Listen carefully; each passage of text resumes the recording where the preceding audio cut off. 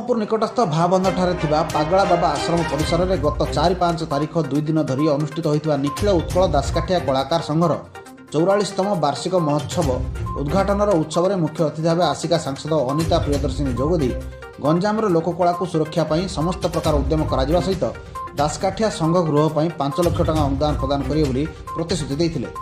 ସଂଘର ସଭାପତି ବାଳକୃଷ୍ଣ ମିଶ୍ରଙ୍କ ସଭାପତିତ୍ୱରେ ଆୟୋଜିତ ଏହି 2 ଦିନିଆ ରାଜ୍ୟସ୍ତରୀୟ କାର୍ଯ୍ୟକ୍ରମକୁ ସଫଳ କରିବା ପାଇଁ ପାଗଳା ବାବା ଆଶ୍ରମର ମୁଖ୍ୟ ଚକ୍ରଧର ସାହୁଙ୍କ ତତ୍ତ୍ୱାବଧାନରେ ଓ ପୂର୍ଣ୍ଣ ସହଯୋଗରେ ସଫଳ ହୋଇଥିଲା।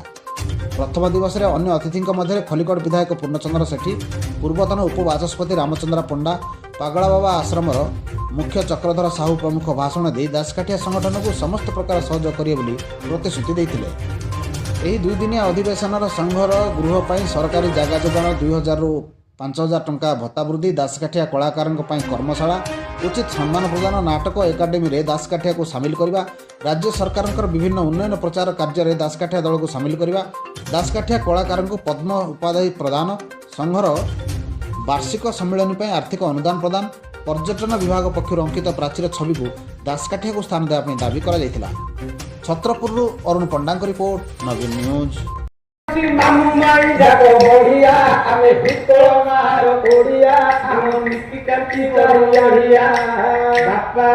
ମାମୁ କେତେ ଥିଲା ବଡ ସୁନ୍ଦର ଲାଗୁଥିଲା। ଆଉ କୋଉଠି ଜନ୍ମ ହେଇଯାଇଛି କଣ ଜୀବିତ ବଚନ ମାନ୍ୟ।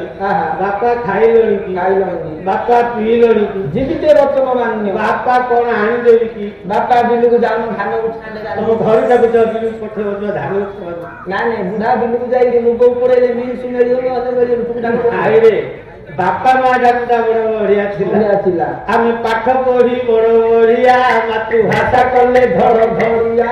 ଆମେ ପାଠ ପଢି ବଡ ବଢିଆ, ମାତୃଭାଷା କଲେ ଧର ଧରିଆ। ବାପା ମା